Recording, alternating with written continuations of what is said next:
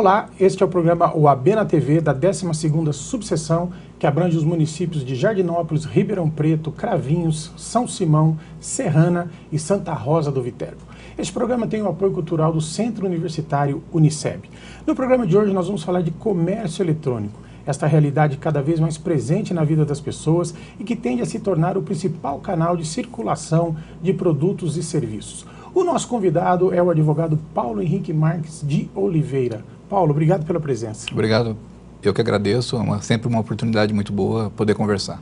Ô Paulo, vamos começar conceituando então, o que é o comércio eletrônico? Bom, comércio eletrônico, de uma maneira bem genérica, é toda aquela relação de comércio de produtos ou de serviços realizada fora do ambiente físico de um estabelecimento comercial qualquer, ou seja, realizado virtualmente através de sites, ambiente virtual de uma forma geral. Ô Paulo, e as pessoas estão comprando pela internet ou você acha que ainda há um clima de desconfiança comprar na internet? Há sim um clima de desconfiança, mas por outro lado isso tem aumentado muito, né? Qualquer pesquisa que hoje é feita demonstram que cada vez mais os consumidores têm se aproveitado dos benefícios de se comprar virtualmente, né? Seja por questões de preço, seja por questões de produtos que sejam mais fáceis de se conseguir através de sites de compras que estão espalhados aí pelo mundo, né? Nós tivemos um novo decreto agora que veio regulamentar esta questão de compra e venda na internet, né? O Código de Defesa do Consumidor ele não estava sendo suficiente para... Eu acho que o Código de Defesa do Consumidor ele tem um papel importante e, de uma forma geral, ele abarca todas as situações. Acontece que sempre há aquela discussão sobre a validade de determinado artigo ou de determinado princípio legislativo sobre um tratamento específico no caso de uma compra virtual. Eu acho que o decreto, na verdade, é um decreto regulamentador do próprio Código de Defesa do Consumidor e, de uma forma geral, ele contribui para uma maior segurança do ambiente virtual, fazendo com que ali empresas que se estabelecem ou que se propõem a vender algum serviço ou produto, de alguma forma elas possam seguir uma linha de segurança muito maior para o consumidor. É o decreto 7.962 de 2013, recente, né? Eu queria comentar, vamos começar a discutir então algumas das mudanças que esse decreto ele trouxe, Paulo, e o reflexo disso. Por exemplo, agora há a necessidade de um endereço físico. Exatamente. O que vinha acontecendo antes e por que houve essa alteração legislativa? A necessidade do ambiente físico, assim como as outras alterações de CPF ou CNPJ, no caso de uma pessoa jurídica, é porque muitas vezes o estabelecimento simplesmente não existia, ou ele só existia no ambiente virtual. Quando acontecia algum problema do tipo não entrega do produto, ou produto entregue de forma defeituosa, ou simplesmente pagamento inválido, o consumidor não tinha para quem reclamar, né? Não era possível localizar aquele fornecedor. Então o endereço físico tem inclusive a finalidade de você saber aonde você vai processar, não é isso? Exatamente, até para a questão de competência, né? Ficou mais fácil você localizar a empresa e também, obviamente, quem são os responsáveis por aquela empresa, através do CPF e do CNPJ. Tá, mas não necessariamente, né, Paulo, você tem que processar o site na sede dele, né? O dano você pode... Quando você sofre um dano, existe uma regra específica de competência. Não é isso? No caso do consumidor, é o domicílio do consumidor. Exatamente. É isso.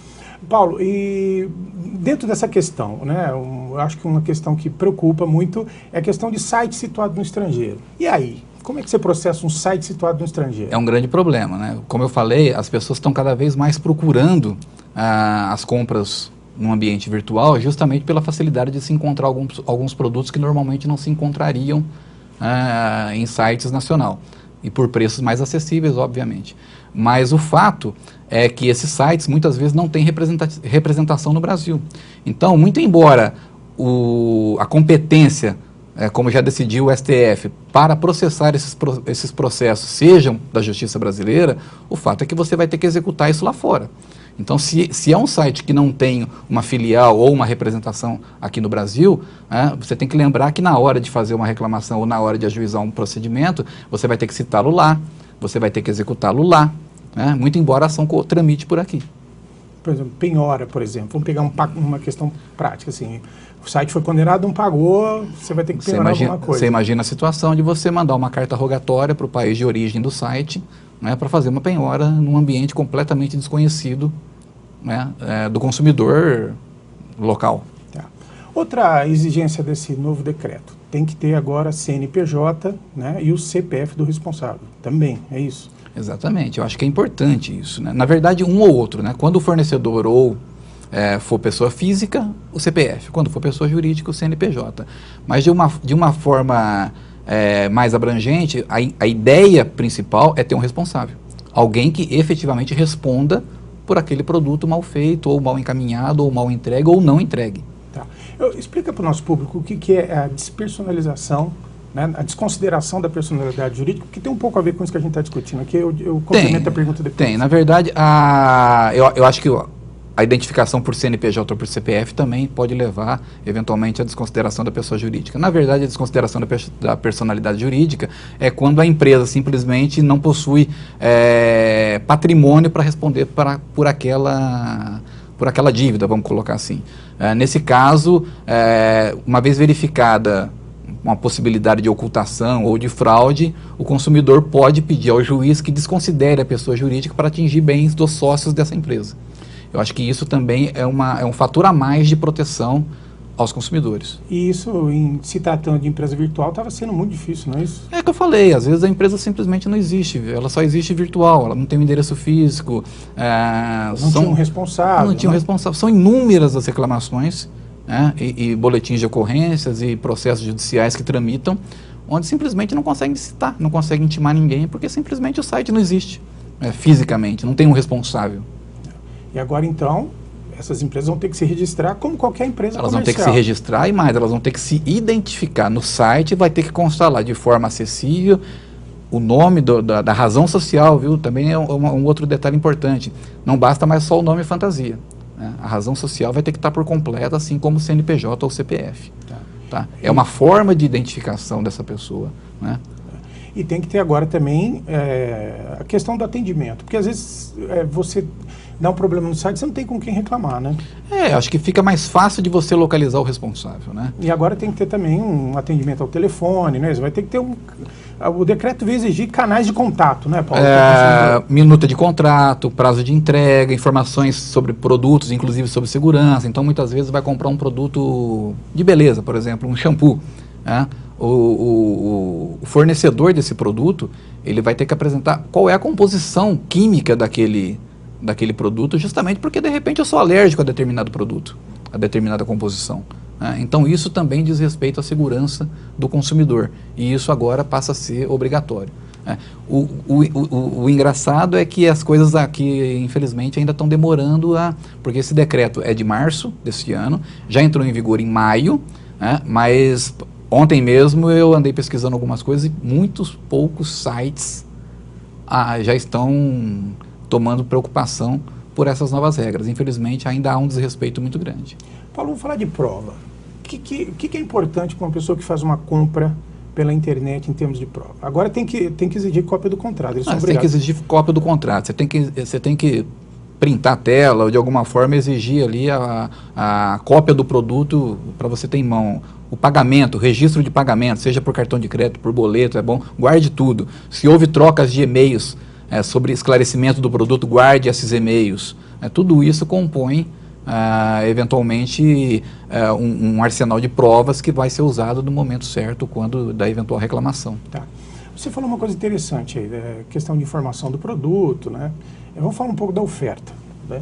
Vamos supor, e isso é uma situação que já aconteceu, né? Vamos supor, um site está anunciando lá uma TV de LED, né, de última geração por 99 centavos. E aí teve alguns consumidores que foram no juiz e falaram, não, estava anunciado a 99 centavos, tem que valer o valor anunciado. Acho que aí é um exagero, né? Eu acho que nesse caso aí, com certeza, a justiça vai dar ganho de causa ao estabelecimento, porque fica claro, evidente, né, que uma TV de LED não pode custar 99 centavos, e aí fica claro que houve um erro de impressão ou um erro material qualquer, alguém colocou de forma errada. Diferente, né, de um supermercado ou uma loja de departamento anunciar uma TV de LED que eventualmente custe R$3.000 por 1.900, né? Mas cheguei lá, não era esse o preço, saiu errado. Sinto muito. Com a defesa do consumidor é expresso que você vai ter que manter a oferta. O consumidor pode levar aquele produto pelos R$1.900. É completamente diferente. Mas há plausibilidade no negócio, né? Não é uma 99 centavos, fica evidente que também o consumidor, nesse caso, estaria levando uma vantagem devida. né? Um Acho que enriquecimento. um enriquecimento sem causa Sem aí, causa, né? exatamente. Tá certo. Questão de prazo de entrega. O decreto e nem o Código de Defesa do Consumidor, ele estabelece prazo mínimo e máximo para a entrega de produtos. Vai valer aquilo que consta na oferta e aquilo que consta no contrato, né? Então, se consta lá 30 dias para a entrega de determinado produto, esses 30 dias são válidos, né? E também não pode ter indefinido, né? Não há prazo mínimo nem máximo, mas há de haver um prazo estabelecido. Tá. Então, só para deixar claro, então, o fornecedor do produto, na hora que ele já tem que indicar um prazo, né? Exatamente, é obrigatório agora. Não pode ter... Não há de ser indefinido. Não há de ser indefinido. E em caso, vamos supor, não cumprimento do prazo, Paulo, o que você acha que... As situações aí que eu vejo são somente duas, né? Ou a execução forçada da obrigação, né? Ou a cláusula de arrependimento existe da compra, requer o dinheiro de volta. Tá. E vamos falar então da questão do direito de arrependimento, né? Logo no começo do comércio, no início da internet, quando se começou, os sites se defendiam falando que não se aplicava o direito de arrependimento a compras feitas pela internet. Na verdade, o Código de Defesa do Consumidor, ele fala que toda e qualquer compra feita fora do estabelecimento comercial tem o consumidor o direito de arrependimento em 7 dias a partir do recebimento do produto. Eu entendo que era um entendimento forçado dessas empresas de dizer que a internet não se aplica essa regra, porque na verdade a partir do momento que eu compro, eu estou dentro do ambiente virtual comprando, então é dentro do estabelecimento. Não dá para ter essa interpretação, acho que é forçar demais. De qualquer maneira, com a vinda do decreto, acho que acabou de vez qualquer tipo de argumento nesse sentido, né? O decreto é claro ao dizer que o adquirente de um produto em ambiente virtual, ele tem sim o direito de arrependimento nos 7 dias. Tá. E como se dá isso na prática, Paulo, essa questão? Porque, na verdade, isso acontecia porque a falta de contato físico com o produto, né? Então, eu vou comprar uma camisa, mas, de repente, ali na minha tela, ela é de um jeito. A hora que ela chega, o tecido não é daquele jeito que eu estava imaginando, a estampa é um pouco colorida, não mais berrante da forma que estava sendo apresentada. Então, justamente por você não ter contato físico com o produto, e você não ter experimentado, a cláusula de arrependimento é válida. Bom, nós vamos para um rápido intervalo, a gente já volta. No segundo bloco nós vamos continuar conversando, e aí eu vou voltar nessa questão aí do direito de arrependimento. Sim. Pode ser? A gente já volta.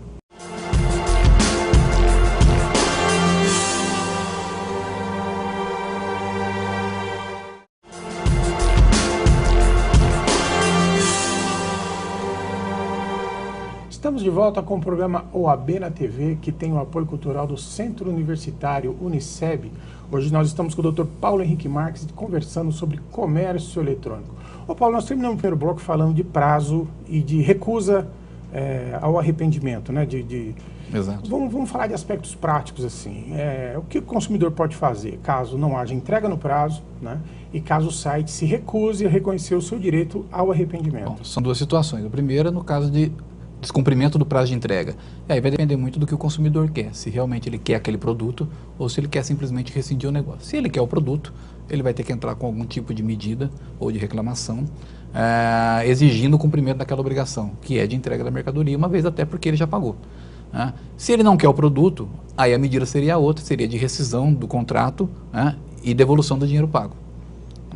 No caso da cláusula de arrependimento, a situação também é de devolução do produto e ressarcimento do dinheiro pago, né? Eu acho que, de uma forma geral, são... Agora, sempre quando a gente fala em direito de arrependimento, a gente tem que lembrar daquele requisito novo trazido pelo decreto que diz do endereço físico do estabelecimento, porque muitas vezes não tem no site o endereço físico. Como é que eu vou devolver uma mercadoria se eu não tenho o endereço? Né? Então, aí você vai ter que exercer os 7 dias a partir do recebimento da mercadoria, através de contato por e-mail, notificações extrajudiciais, ainda que seja virtualmente no próprio site que vendeu o produto, no contato ou no saque do site, se houver. De alguma forma, você tem que provar que nos 7 dias estabelecidos por lei, você tentou fazer a devolução da mercadoria de forma espontânea. Tá. E quais são os caminhos que o consumidor tem que percorrer? Não, olha, no caso de arrependimento ou no caso de uma rescisão, o contato direto com a empresa, através do próprio site, do saque. e-mails, e se isso não der certo, aí não tem jeito, né? Você vai ter que partir para medidas judiciais, né? Através de ações judiciais, ou mesmo administrativas, através, por exemplo, do PROCON, né? Há inclusive sites que, o IDEC, por exemplo, o Instituto de Defesa do Consumidor, onde você pode acessar e fazer a sua reclamação e normalmente eles entram em contato. O PROCON a mesma coisa, você pode formalizar uma reclamação, né? Então, há algumas medidas. Se isso tudo for infrutífero, realmente, infelizmente, não vai caber outra opção ao consumidor, senão tomar a medida judicial através de um advogado de sua escolha. Esses sites de reclamação são interessantes, né, Paulo? Ali você consegue obter informações daquele fornecedor. Eu diria que o mundo virtual tem muita força, né? Redes sociais têm muita força. Hoje é muito comum, e já aconteceu comigo, de eventual produto, uma reclamação ainda que simples, de ser postada ali no Twitter ou no Facebook, e a resposta ser 1 milhão de vezes mais rápida do que pelas vias normais. Exatamente. É impressionante. Inclusive, grandes empresas hoje têm um setor específico para cuidar de relacionamento via internet. Tá. E dano moral, Paulo? Então, dano moral vai depender, acho que, da situação. Cada caso é um caso. O STJ já definiu que dano moral não pode ser banalizado, né? Há situações do dia a dia que são normais na vida de qualquer pessoa. Outro dia mesmo a gente viu uma decisão de um cidadão que entrou porque ele ficou mais de 20 minutos na fila do banco. E aí ele alegava um dano moral porque havia uma lei municipal que estabelecia que o banco o prazo máximo de fila seria de 20 minutos. Mas ficar mais de 20 minutos na fila do banco não gera dano moral. O dano moral tem que ser uma coisa mais pesada, tem que ser alguma coisa que de alguma forma te amargure, te causa uma dor íntima, não pode ser banalizado. É diferente de uma compra de um produto que te cause algum problema físico, por exemplo, machuque, queime, acho que é diferente. Aí eu comprei na confiança de que aquele produto fosse seguro, e não tive a contraprestação devida, e pior, tive um dano secundário, que no caso é um dano material, por conta do machucado, e também um moral. A questão, por exemplo, de ficar preso em porta giratória de banco, né? Também a justiça, a tendência é não deferir dano moral, porque é nesse sentido que você está falando, não é isso? Eu acho que há situações e situações, né? Eu já fiquei preso em porta giratória de banco, mas que se resolveu rapidamente. O problema é que muitas vezes as empresas não treinam seus funcionários, seus seguranças, e aí acabam alardeando uma situação muito mais grave do que... Aconteceu, vai acontecer, não vai ser a primeira, não vai ser a última, mas acho que precisa haver um treinamento maior, uma conscientização maior dessas empresas para que isso seja minimizado. Aconteceu alguma coisa, chama segurança, tira ele dali, vem cá conversar, vamos passar... caso de pessoa que precisa ficar de cueca. Pois aí é um caso extremo. Eu acho que nesse caso um constrangimento muito grande. Aí dá para alegar dano moral. Aí dá para alegar dano moral. Dá para alegar dano moral. E... está definido essa questão, só colocamos nessa questão de banco, vamos abrir um pequeno parênteses aqui, né? Está definido, né, que o Código de Defesa do Consumidor se aplica nas relações bancárias. Né? Sim, já tem até súmula do STJ. De uma forma geral. De uma forma geral. Não tem mais discussão isso. Não tem mais discussão, né? Porque, na verdade, essa discussão veio pelas instituições financeiras, mas que depois já, eu lembro que logo no início, isso já acabou sendo afastado pela jurisprudência, né? Porque não tem sentido. Né? A definição de serviço de consumidor pelo Código de Defesa do Consumidor é muito clara, aquele que adquire bens ou produtos como destinatário final. Se eu vou lá, faço um empréstimo, se eu vou lá, tenho uma conta corrente, eu sou destinatário final daqueles serviços. Né? Então é óbvio que eu tenho que ser protegido por uma lei específica, no caso do CDC. Tá. Paulo, outra situação, voltando aqui para o nosso comércio eletrônico aqui, uma situação que gera muita confusão também é a questão de aquisição de produtos por site de terceiro. Aí nós vamos ter duas situações. Exato. Existe um anúncio lá no site de um terceiro, né? E existe sites especializados, é o chamado aproximador de negócio, né? A função dele é essa mesma, é aproximar o consumidor daquela pessoa que está fornecendo o produto. A diferença nos dois casos, a questão de responsabilidade por defeito no produto ou no serviço, por exemplo? Não, eu acho que é muito claro, né? Quando é uma simples publicidade no meu site, onde eu vendo, por exemplo, o site do meu escritório de advocacia. E lá eu consto, sei que não pode, mas nós estamos falando só de forma hipoteticamente, conste lá uma publicidade, né? Num plano de saúde, Num plano de saúde, por exemplo... Patrocina o teu site. Isso, e aí tem lá um linkzinho lá que joga para o plano de saúde, onde existe uma oferta de plano de saúde a partir de R$100, tá? A pessoa clica lá e quando ela vai comprar o plano de saúde, ela não era aquilo que ela estava pensando, ou o plano de saúde não mantém aquela oferta por algum motivo. Eu acho que nesse caso, o site que disponibilizou aquele link como publicidade não pode ser responsabilizado, porque esse não era o métier dele. Diferente do aproximador, né? Esse não, o mercado dele é aquilo. Então o capital dele é justamente agregar fornecedores de produto e serviços para o site dele, né? Para angariar pessoas para o site dele. Então, nesse caso, eu acho que ele é corresponsável ou solidário em havendo algum problema com esse produto que foi ofertado no site dele, porque, de alguma forma, ele elegeu mal aquilo que ele colocou no site dele. Inclusive, ele é obrigado, pelo novo decreto agora, a identificar, não é isso? Ele tem que saber quem que está anunciando no site dele, não é? É claro, porque é um negócio dele, né? Não tem sentido. Há um item específico no decreto sobre o site de compras coletivas, é exatamente a mesma coisa. Né? O site de compras coletivas, até ontem, alega, não, mas eu sou só um disponibilizador, a oferta é da agência de turismo que ofereceu a viagem para Paris por R$500. Tá, o que é esse site, então, de compra coletiva? O site de compra coletiva, ele angaria pessoas, um número X de pessoas, e a partir desse número de X de pessoas, ele possibilita que um fornecedor do site dele disponibilize produtos ou serviços a um preço muito mais acessível.